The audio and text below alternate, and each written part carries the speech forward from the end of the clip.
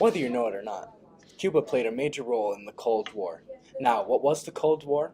As much as we may want it to be, it was not a battle between penguins and polar bears for land in those cold places. I'm Christian De La Rocha, and this is Smash Session.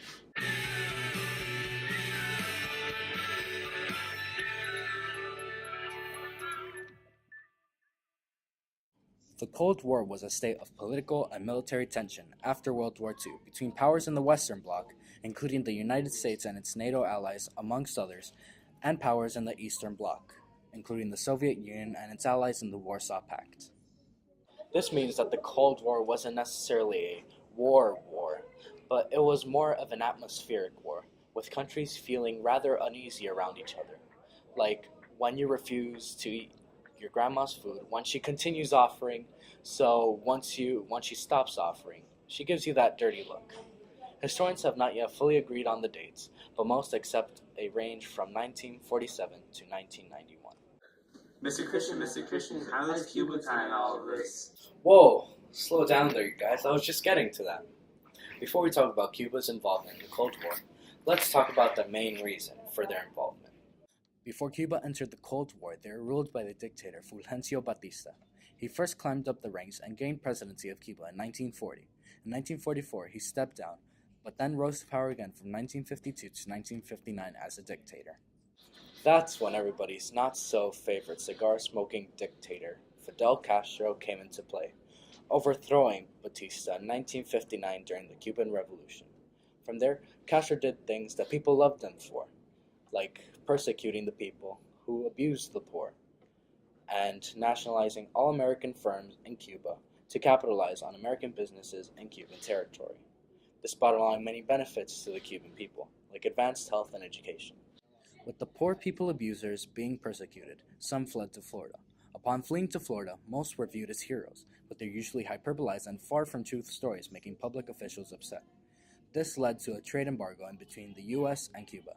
Russia saw this trade embargo as an opportunity to establish a mutuality between Soviet and Cuban land, so they bought up Cuban sugar and other exports that would otherwise go to waste without American commerce, leading to the Cuban acceptance of Russian support.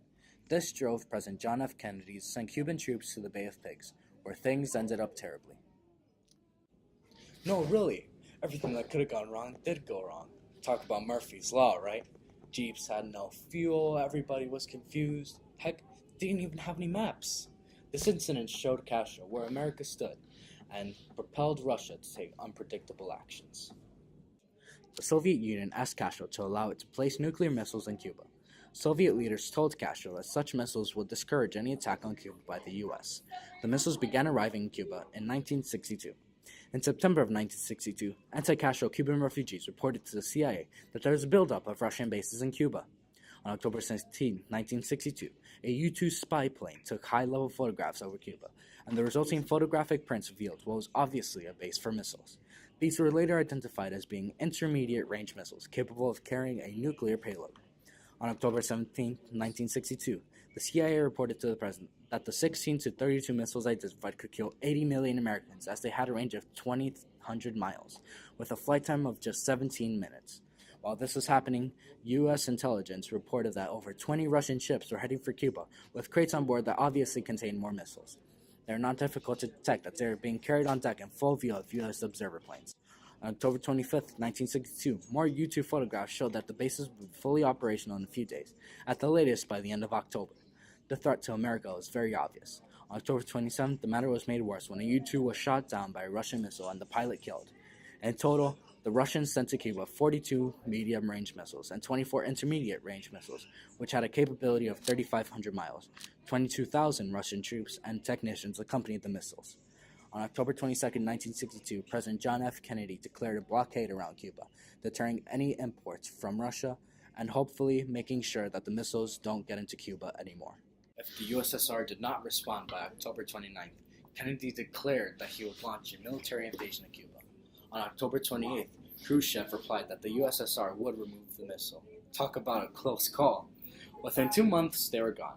The Cuban Missile Crisis was over, but it had taken the world to the brink of nuclear war.